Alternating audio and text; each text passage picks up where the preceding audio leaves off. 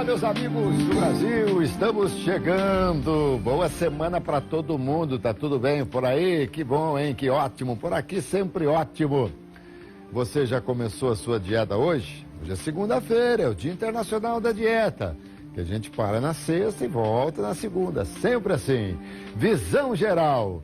Hoje nós vamos conversar aqui com o professor Rodrigo Andrade, ele é fisioterapeuta, e a gente vai falar sobre escoliose, problema na coluna que muita gente às vezes nem sabe que tem.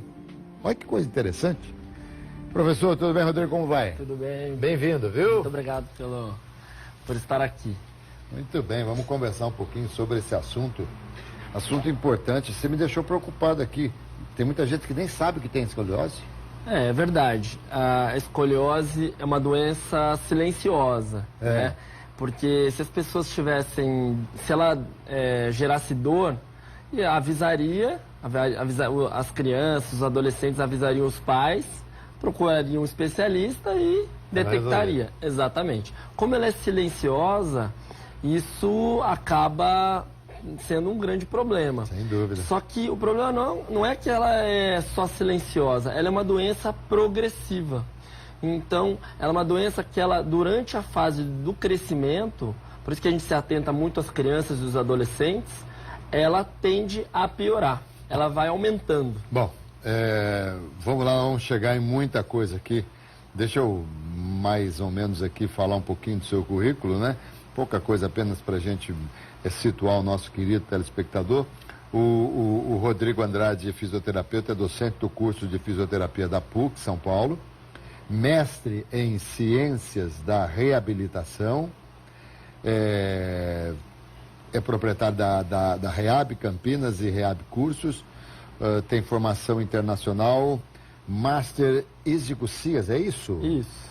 E também esse método aqui é o Schrock. Schrock, é um método alemão. O que é esse método?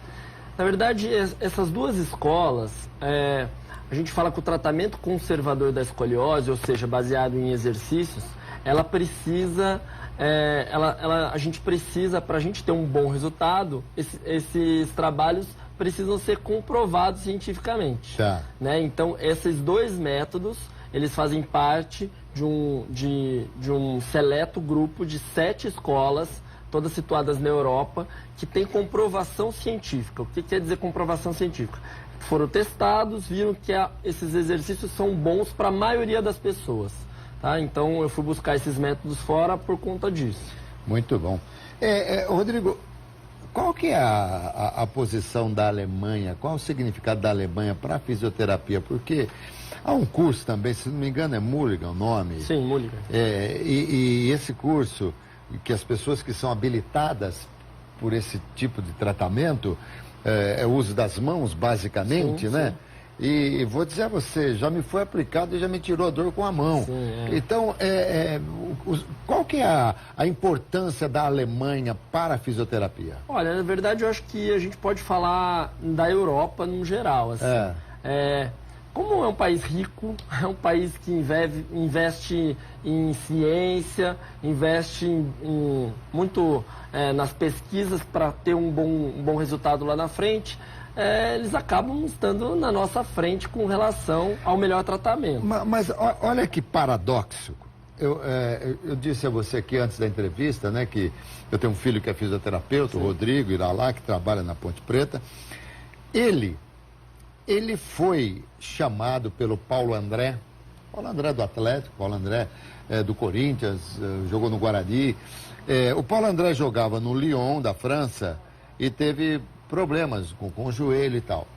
E ele pediu ao meu filho que fosse a Lyon, na França, para fazer o tratamento com ele. Porque lá não havia condição melhor do que o Brasil para o tratamento, comprovado depois, quando meu filho regressou, depois voltou novamente para tratar do grafite também, e ficou lá cerca de 6 meses na França, e ele disse realmente que a fisioterapia brasileira estava à frente da fisioterapia francesa. Eu acho que a gente, aqui no Brasil, a gente tem trabalha... A gente tem ótimos fisioterapeutas, isso eu não posso falar. Eu posso falar que no meu Facebook, por exemplo, tem os melhores, várias referências do mundo. Tá. Isso sem sombra de dúvida. Mas falta dinheiro nas universidades. Agora mesmo, a gente teve um sério problema que eles estão cortando o verbo das universidades federais. Então, assim, a gente faz pesquisa, hoje o fisioterapeuta faz pesquisa suando, a gente mesmo. Nessa pesquisa da escoliose, que durou 4 anos, a gente só foi ter verba do CNPq no último ano. Tudo foi do nosso bolso, gasolina, pedágio e tira atendimento. Um sacerdócio, é uma a gente loucura, faz um pouco de tudo. Então, assim, concordo com você que o fisioterapeuta, na verdade o brasileiro como um todo, ele, em todas as suas áreas, a gente tem várias referências. Mas, na área da escoliose, isso ainda, o Brasil ainda está muitos, no mínimo, esse método Schott, ele começou em 1945. Então a gente está 50 anos atrasado. Exatamente. Tá? Bom, segundo dados da Organização Mundial de Saúde, de 2 a 4% da população tem escoliose. Isso é mundial, né? Sim, mundial. O que significa mais de 6 milhões, aqui no caso do Brasil, mais de 6 milhões de brasileiros que estariam sofrendo. Bom, você explicou mais ou menos, né? Se eu não o corto, você já terminava a aula, né, professor? Mas o que vem a ser? O que é a escoliose? É um desvio, alguma coisa? Isso, vamos definir escoliose. Escoliose é uma alteração tridimensional da coluna vertebral. Tá? O que quer dizer tridimensional? Quando eu olho o paciente de frente ou de costas, ou a pessoa de frente ou de costas, ela tem um desvio lateral. Então ela entorta lateralmente. Ou para a direita ou para a esquerda? Sim, ou duas curvas, um S ou um C. Tá? Pode ter um S? Pode, para compensar, né? Ele tem uma curva, daí ele faz uma outra curva para se compensar. Perfeito, perfeito. Tá? Quando eu olho a pessoa de cima, né? Ela tem uma rotação. Então é o que caracteriza aquela gibosidade, que até um teste simples é colocar o seu filho na sua frente e pedir para ele flexionar a coluna, como se ele fosse levar as mãos ao chão. Se você olhar a coluna de costas, né, e ver um lado mais alto que o outro, a gente chama isso de gibosidade, porque a coluna, as costelas estão presas na coluna. Se eu giro a coluna, eu giro as costelas e aparece um lado mais alto que o outro. Tá. Isso. E quando eu olho a pessoa de lado, na maioria das vezes ela tem as curvas diminuídas. Então, o normal é a gente ter uma cifose, que é a coluna aqui na parte de cima, uma curva, e uma lordose embaixo. Isso é fisiológico. A cifose seria mais ou menos a corcunda. Isso, mas todo mundo tem que ter um pouquinho. Tá. E a lordose também. A parte de baixo, uma colher assim, ó, se for imaginar. Isso, ela entra um pouquinho para dentro ali. Isso. Seria fisiológico, normal. Nos casos dos pacientes com escoliose, eles não têm essas curvaturas. Eles são retos, assim, vamos imaginar, quando eu olho de lado. Então, isso caracteriza uma alteração tridimensional, em 3 planos. Tá? Então, essa é a definição da escoliose. Da escoliose. Isso. Que não tem nada a ver com lordose. Na verdade, a lordose é normal. A cifose é normal, é fisiológico. Todo mundo tem que ter um pouquinho. Se eu tenho o aumento, a gente chama de hipercifose ou hiperlordose. Tá. Cifose e lordose são sinônimos? Não, é assim, a cifose é a curva de cima, se eu olho assim, ela está aumentada em cima, e a lordose é o inverso, tá? A curva vai para dentro, tá? Tudo bem. Ficou claro? Claro. Quando, por exemplo, aqui acima, aqui perto do cóccix. Isso. Ela curva vai para dentro. Para dentro. Lordose. Isso, lordose. Isso, como assim na cervical, a gente vai para dentro. Perfeito, lordose. perfeito. E quando vai para fora, cifose. Cifose. Tá, isso é normal, todo mundo tem, deveria ter. Não pode ser exagerado. Se for exagerado, é o aumento, a gente cuida também. Perfeito. Mas a escoliose é mais sério. A escoliose é mais sério porque ela é tridimensional e porque ela é progressiva, principalmente na fase do crescimento, como eu falei. Então a gente subdivide a escoliose em infantil, quando é... Isso que eu ia perguntar, em qualquer idade pode se ter. Isso. Quando ela é infantil, então, abaixo até 3 anos, né? Abaixo de 10 anos. 10 anos é infantil. Infantil. A do adolescente, de 10 a 18 anos. E acima, claro que se é uma criança que tem escoliose, ela vai ser um adolescente com escoliose e, consequentemente, um adulto com escoliose. Bom, o Gosdado começa a imaginar o seguinte. Isso deve afetar uma série deve trazer uma série de consequências, porque ali há uma inervação toda enorme. Você começa, imagina que uma vértebra, a outra aqui, separada por, sei lá, pelo disco, aquela coisa toda. Isso começa a vir para cá, começa a escorregar em cima do disco, não é isso? Olha, a gente não tem uma relação direta assim. A pessoa, porque o que a gente imagina? Se você encontrar uma pessoa muito torta, você vai falar assim, meu Deus, ela vai estar morrendo de dor. Não tem uma relação assim. Quanto maior a dor, quanto maior a curva, maior a dor. Mas tem estudos hoje longitudinais, estudos no Canadá, por exemplo, que acompanharam os mesmos pacientes por 20 anos. E quando eles tinham 15 anos, eles saltavam mais da escola. Quando eles tinham 20 anos, eles saltavam mais do trabalho por conta de incapacidades e dores. Então, tem todo um aspecto de eu saber que eu tenho um problema na minha coluna. Isso faz, inconscientemente, também acarretar outros problemas, dores, incapacidades, geral. É claro que se eu tiver uma curva muito grande, aí sim eu vou ter problemas respiratórios. Agora, o professor Rodrigo, o que é que causa? Por que é que as pessoas têm escoliose? Então, a gente também subdivide a escoliose em dois tipos. O tipo que é a escoliose idiopática, é aquela que a gente não sabe a causa. Idiopática. Idiopática. Tanto que você vai ouvir muito esse termo, escoliose idiopática do adolescente. É a escoliose que a gente não sabe a causa. Mas existem causas. Por exemplo, fatores genéticos é um fator muito importante. E o estrógeno, que é o hormônio feminino, então é mais comum nas meninas que nos meninos. Perguntar, as mulheres têm mais que os homens? Tem mais. E não é só que tem mais. Só para você ter uma ideia, curvas pequenas, até 20 graus, eu tenho 1,3 meninas para 1 menino. De 20 a 30, aumenta um pouco, já são 5,4 meninas para 1 menino. E acima de 30, ou seja, curvas maiores, mais graves, 7 meninas para 1 menino. Olha só. Então não é só que ela é mais comum, ela também é mais grave. Então a gente tem que se atentar mais às meninas. O fator genético é um fator importante, tem um fenômeno chamado fator Carter. Que assim, sabe a árvore genealógica? Eu preciso, se eu for, né, eu homem, eu menino lá, eu preciso ter muito mais genes de escoliose dos meus pais, dos meus avós, de tudo quanto é lado, para eu ter escoliose. E a menina, pouquinho. Alguém que já tem, pode fazer com que isso. Alguém que respirou perto, ela já pega. Mais ou menos isso. Que coisa. Tá? E tem outros fatores. Algumas desorganizações do sistema nervoso central, quando tá se formando, a contração muscular é diferente de quem tem escoliose, de quem não tem. Agora vamos lá, eu li há pouco aqui que a Organização Mundial de Saúde diz que de 2 a 4% da população tem escoliose e muita gente não sabe que tem. Esse não sabe que tem, vai até que idade? Porque de repente, a hora que descobre já está incomodada. É mais ou menos isso que acontece. Então a gente tem um problema que vem lá atrás, né? Os profissionais da saúde, em geral, eles não têm uma boa comunicação e não tem nada do serviço público que consegue. Se eu sei que é uma doença, que ela é progressiva, que ela piora numa faixa de idade que é ali na adolescência, na fase do estirão, mais ou menos, dos 10 até os 14, eu não tive esse estirão, viu? Aliás, eu quero reclamar que esse estirão, pra mim, veio um estirinho, rapaz. Você tem que conversar com seus pais, não tem outro jeito.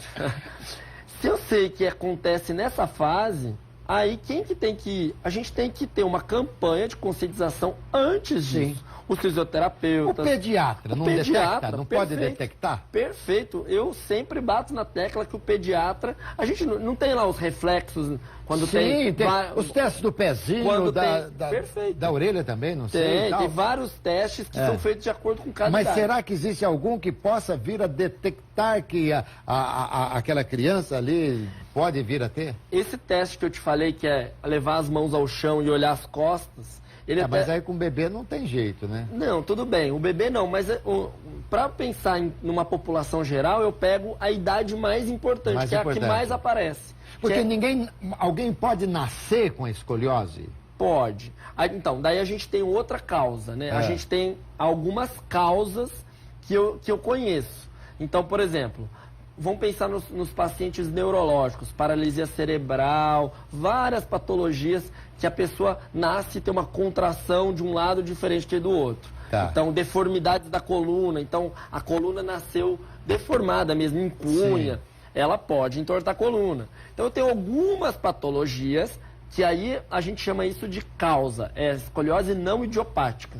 Uma Tá. perna mais curta que a outra, 5 centímetros, me faz entortar e claro. fazer. E, Então, consequentemente, ao longo da vida, você vai ficar... claro, então por isso você precisa calçar, colocar um sapato, né, pra Tá. calçar pra pessoa crescer bem. Bom, eu tenho muita coisa para perguntar aqui. Quero saber também sobre cirurgia. Tem cirurgia, né? Tem cirurgia. Então, a gente segue uma sociedade chamada SOSORT, que é uma sociedade internacional da escoliose. É um encontro anual, faz um estudo, uma pesquisa, que ele dá, a gente chama de diretrizes, né? Eles nos dá diretrizes, tanto para os clínicos que tratam escoliose, é um consenso, é um congresso multidisciplinar. Então eu falo de médico, de ortesista, fisioterapeuta, etc. E eles nos dão diretrizes, tanto para os clínicos quanto para as novas pesquisas. E o que a SOSORT diz? Ela fala o seguinte: se eu tiver curvas pequenas, abaixo de 10 graus, não tem aquele processo rotacional. É só uma inclinação, tá um pouquinho torto, vamos falar assim. Dá pra não segurar. é escoliose. Eu só acompanho. De 10 a 25 graus, eu tenho que fazer exercício. Esse científico, só exercício. Tá. De 25 graus até 50 graus, exercícios e o uso do colete ortopédico. Tá? Que é Pelo aquele... jeito, a cirurgia é em último caso mesmo, né? Perfeito. Curvas acima de 50 graus, a gente vai começar a indicar a cirurgia, claro, quando o tratamento conservador não deu certo, quando eu começo a ter deformidades importantes, quando eu vejo que essa pessoa está piorando muito. Aí então, você parte para a cirurgia. aí tem que ser. Bom, Último caso. Rodrigo, tá bom. Depois você vai me ajudar a entender um problema de uma pessoa que eu conheço, muito querida, gosto muito, muito competente, um dos designs maravilhosos. Ótimo. Que ele anda, não é escoliose não, mas talvez você nos ajude até, Com certeza. até tratar um pouquinho do menino. De que é fisioterapeuta, estamos falando sobre escoliose. Faça só um parênteses aqui, né, já que nós saímos para o intervalo. Eu queria que você me dissesse o seguinte: esse amigo a que me referi há pouco, né, um dos grandes editores de televisão e tal, e com o passar do tempo, o homem assim, né, reto e tal, a coluna, ele foi curvando, hoje ele anda quase que 90 graus. Tá. A gente brinca, a gente chama ele de vírgula, né, mas assim, e ele leva na boa, carinhosamente e tal, porque ele parece ser realmente... Isso aí chegou a um ponto que se a pessoa vai deixando, não volta nunca mais. Eu desconheço o caso especificamente, mas me parece alguma degeneração mais séria da coluna. Não é todo mundo que tem dor, isso é até importante a gente desmistificar, né? Não é todo mundo que tem dor que tem um problema sério na coluna. Então precisa ser avaliado, precisa verificar qual é o caso.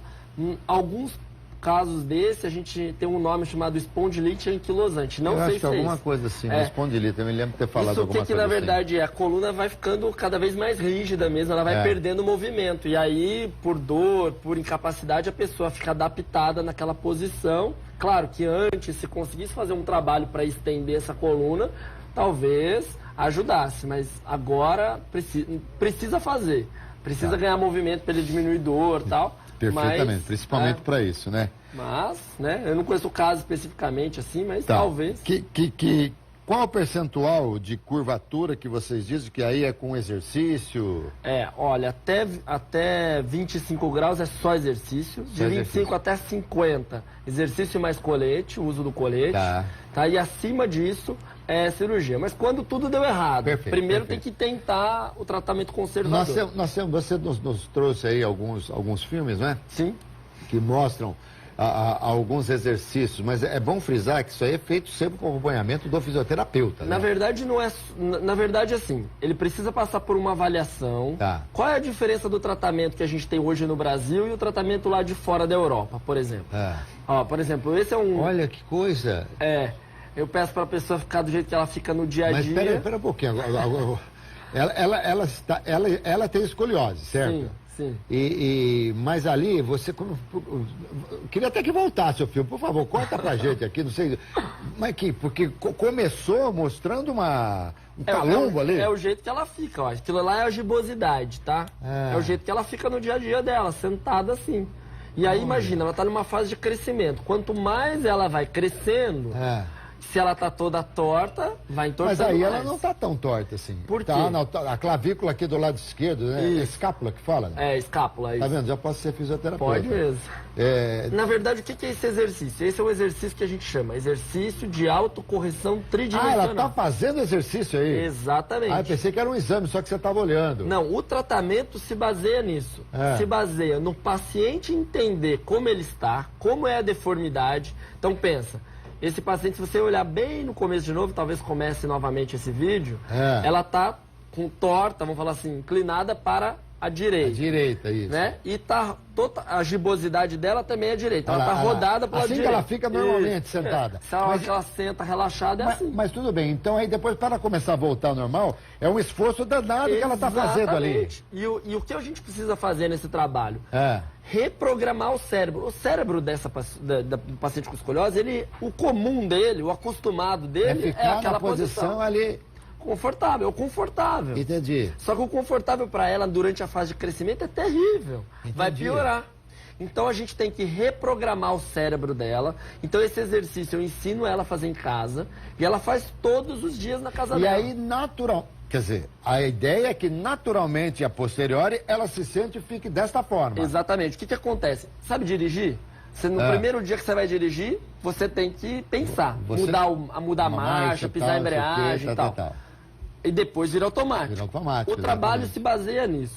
Chama o trabalho de controle motor, de reprogramação do cérebro. Nós vamos treinar o cérebro dela para ela que o corpo, o cérebro, os músculos, a coluna entendam que o reto é reto e o torto é torto. Hoje está invertido. Então, mas é possível, então, todas as pessoas que têm escoliose até um determinado grau, é possível se ela se corrigir a todo momento, ela se corrigir e ela ficar na posição ereta, é possível isso? É possível. É possível, isso que é o nosso objetivo. Talvez a gente não consiga 100%, obviamente, mas a gente vai conseguir. Esse é um menino de 3 anos. 3 anos. Isso, claro que eu tenho que fazer uma brincadeira super lúdica com ele, eu pus um elástico chamado Teraband aí, ele estica o braço, ó, dá pra ver bem o desenho da coluna que eu desenhei, pra ficar claro. A coluna faz um S ali. Isso. Tá. E daí eu brinco com ele assim, eu faço ele fugir, corrigir, entrar na coluna no reto, e eu brinco com ele, vou super-homem. Porque com uma criança de 3 anos, você tem que fazer uma coisa muito lúdica, né? Sim. Então eu brinco aí que ele tá voando, e aí ó, ele vai deixando a coluna dele cada vez mais retinha, os músculos que não estão trabalhando direito começam a trabalhar, o cérebro começa a entender que isso é o certo, e ele vai crescer mais retinho. Esse é o objetivo. E por que o cérebro dele entendeu que o errado que era o certo? É uma alteração do sistema nervoso mesmo, de imagem. Isso acontece com todo mundo, na verdade. Só que você pode ter uma alteração postural e isso não é tão grave, né? Todo mundo tem as suas alterações. Aliás, uma pergunta que eu quero te fazer, por exemplo, isso me foi corrigido muito lá atrás, quando os meus pais ainda vivos me corrigiam. Eu gostava muito de assistir televisão, assim, bem relaxada, ficava meio assim o tempo todo. Não assista assim. Aí passei a me sentar com mais calma. Questões posturais podem levar a uma escoliose? Olha, na maioria das vezes não. Tá? A gente até tenta separar essas duas coisas. Então eu vou tentar responder primeiro a sua pergunta para depois falar da escoliose. É claro que a gente precisa ter bom senso para se sentar, para se movimentar, bom senso. Mas tem estudos, por exemplo, que pegaram 1.088 adolescentes e avaliaram a relação da pessoa ficar sentada toda torta com as dores. E não tem relação. Não tem. Não, a ciência tem mostrado. O uso do celular, que a gente fala muito. Não que vai ficar com a cabeça baixa, assim e tal. Não tem relação. Não tem hoje, relação. O que tem de estudo na pesquisa, não tem relação. Mas aquela história de que nós estamos ficando mais corcundos, abaixando a cabeça e tal. Porque a gente está se movimentando menos, fazendo menos exercício. As nossas crianças são 26% mais fracas do que nós éramos. Então você era, porque eu sou mais forte ainda, que eu sou bem mais antigo. Exato. Entendeu? Eu concordo. Você subia mais em árvore do que eu. Nossa, caía da árvore mais do que você. Sim. Concordo. Então, assim, não é a parte estática. Se você me perguntar qual é a melhor postura, eu vou te responder assim, é a próxima, é o movimento. É não ficar parado o dia inteiro, sentado no computador, digitando, trabalhando. E aí, isso tem relação com a escoliose? Não, a escoliose é uma alteração lá que a gente tem um monte de outras causas que faz a pessoa entortar a coluna. Mas o paciente que tem escoliose, esse cara tem que se vigiar muito, porque a gente tem que mudar o panorama da doença dele, porque a dele piora. Tá. Nós normais, assim, nós que não temos, saudáveis, que não temos escoliose, é bom senso. Não ficar o dia inteiro policiando, que é ruim também. Tá, claro, Mas claro. bom senso, o dia a dia, se organizar, fazer muito exercício. A partir de que grau começa a doer, começa a dar dor na pessoa? Então, não tem essa associação de volta. Hoje, quando o paciente chega para mim assim, um adolescente, eu tive dor, daí eu fui ao médico, tirei uma radiografia e descobri que tem escoliose. Eu falo, graças a Deus você teve dor, porque não é o normal. O normal é ser silencioso, tá? Então, não tem essa relação direta. Vai ter, o que a gente vê é lá na frente, no passar dos anos, que os pacientes com escoliose têm mais dor, principalmente os não tratados, tá? Os que nunca fizeram nada. Tá? Então... Mas curvas grandes, severas, tem mais impacto na parte respiratória. Pode existir pessoas que durante a vida toda tiveram escoliose, com a chegada da idade vão entortando um pouquinho, acham que é do próprio da idade, morre e nunca ter reclamado de dor. Pode acontecer. Pode acontecer. Mas é claro que nós estamos em 2017, quase 18, se tem um tratamento, se a gente descobre que a gente tem que tentar encontrar essas pessoas antes delas piorarem. Porque embora não traga dor, mas isso deve trazer consequências, né? Se o adolescente ele vai ficando cada vez mais torto, vai mexendo no aspecto emocional, psicológico, né? Eles param de fazer exercícios, então daí o caminho é muito ruim. Então a gente tem que prevenir, desmistificar que ele não pode fazer nada. Na verdade ele pode fazer tudo, mas a gente precisa orientar, fazer o melhor exercício. Esse é o caminho. A gente falou aqui que a Organização Mundial de Saúde estima de 2% a 4%. É a mesma realidade do Brasil, ou o Brasil é diferente?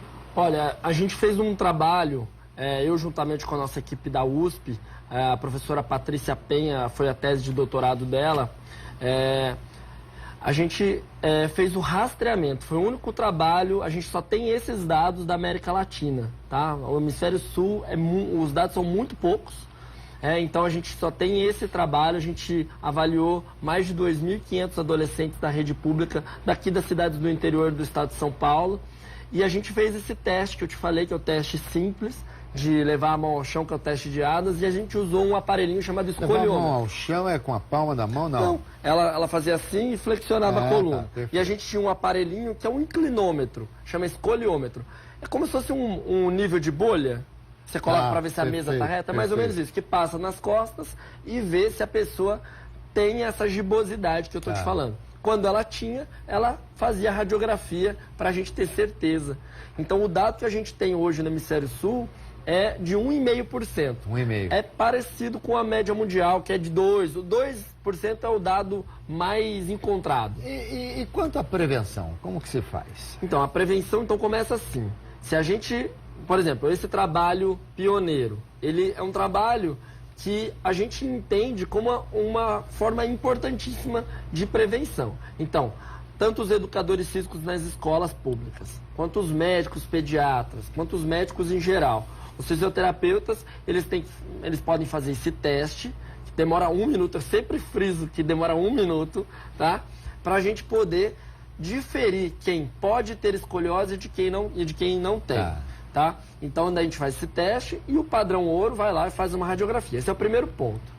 Se eu sei que tem a idade lá, que eu já te falei, de 10 aos 14 anos, 16 anos para os meninos, que é a fase do estirão, que é mais grave, eu encontro essas pessoas antes, eu indico o melhor tratamento de acordo com aquela classificação, se é exercício colete, para eu evitar a cirurgia. Porque a cirurgia, como a gente falou, é o último caso. Não, tudo bem. Mas isso é uma maneira precoce de nós detectarmos caso a pessoa venha a ter o problema. Perfeito. Mas não existe assim nada, por exemplo, quem não tem escoliose, um tipo de exercício que evita, isso não existe. Não existe. Quem não tem pode vir a ter, e Exato. quem não teve até 20, 30 anos pode vir a ter numa sequência. Não, daí é mais difícil, porque ela vai aparecer na fase do crescimento. Do crescimento. Assim, ela pode aparecer antes, Mas na fase do crescimento é a hora que ela mais aparece, que ela fica mais, que ela vai piorando, fica mais evidente. Entendi. Então, quem vai ter nessa idade vai ter. Entendi. Agora, Rodrigo, tudo bem, quando não se tem mais o que fazer, vai-se para a cirurgia. Perfeito. E o que você tem a falar da cirurgia? Então, a cirurgia é o seguinte, ela é uma cirurgia muito grave, né? Então, assim, delicada, ela é uma cirurgia que demora de 6 a 8 horas. Ela, para quem não entende, a gente chama de cirurgia de fusão, ela é uma artrodese. Ela fixa todos os segmentos ali daquela coluna e endireita a coluna. Então, é claro, para uma curva que está piorando, é importante. Não, mas aí o médico pega aquela coisa sinuosa e ele torna aquela coisa reta, ele vai juntando e tal. Só que perde uma coisa que a gente estava falando que era o mais importante, que é o movimento. Então ela nunca mais vai movimentar a coluna naquele segmento. Vai andar reta assim? Ela vai ter o movimento do quadril e os movimentos que sobraram da coluna. Fixo. Então, assim, e aquilo é parafusado vértebra a vértebra, é isso? É isso, é uma haste de fora a fora e vértebra parafusado. É isso mesmo. É bem Olha aí, é bem agressivo. Mas escuta, bom, claro que E a medula?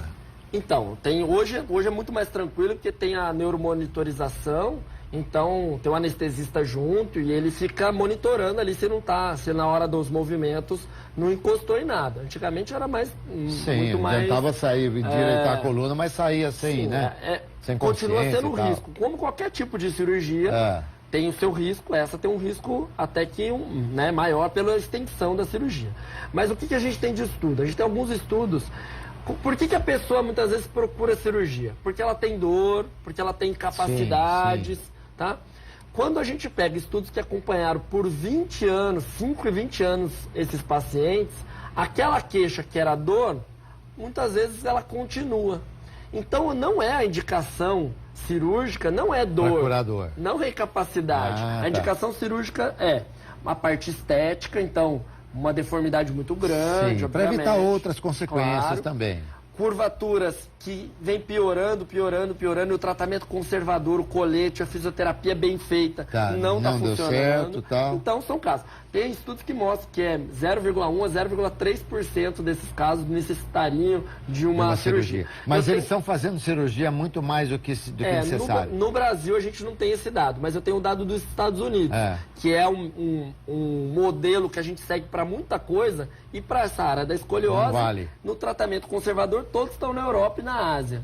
Não tem pouca pesquisa nos Estados Unidos. Só para você ter ideia, nos Estados Unidos, esse dado que eu tenho, são realizadas 29 mil cirurgias todos os anos de escoliose. Então é um número muito grande, espantoso. Se a gente pensa no trabalho lá precoce, né, primeiro conscientizar, precoce, economiza dinheiro lá na frente, porque essas cirurgias são muito onerosas para o Estado também. Perfeito. Não só para... Aqui o SUS faz essa cirurgia. Faz, só que a fila, tem alguns estudos que mostram, pode demorar até 30 meses, então 5 anos para você fazer uma cirurgia. Pois é, complica, então é complicado. Então por isso a gente tem que falar aí um pouco da conscientização. Aqui na cidade de Campinas, eu ajudei na idealização da semana de conscientização. Foi o vereador Rafa Zimbaldi, presidente da Câmara. Foi muito bacana. Então a gente agora em Campinas, esse ano foi o primeiro, a gente tem uma semana de conscientização da escoliose. Ou julho? Junho. A última semana de junho, que coincide com o Dia Internacional e o Dia Nacional da Escoliose. Dia 27, que é o Dia Internacional. Então a gente precisa dessas... Estar aqui é muito importante, a gente agradece mais uma vez, para conscientizar a população de que tem tratamento preventivo, tem algo importante a se fazer antes de se operar. Cirurgia só em último caso. Último caso. Muito obrigado. Obrigado demais, Rodrigo. Obrigado aí pela sua competência, pela sua forma de explanar. Isso é uma didática muito legal e, com toda certeza, ajudou a todos nós aqui a que nós entendamos um pouquinho mais sobre escoliose. Então, segundo aqui o nosso professor, cirurgia só em último caso. Vamos aí com tratamento, com exercício, colete e por aí afora, tá bom, gente? Saúde, paz, alegria e boa sorte para todos nós. Valeu demais. Eu volto à noite, hein? 7h05, tem o RF Sport Clube.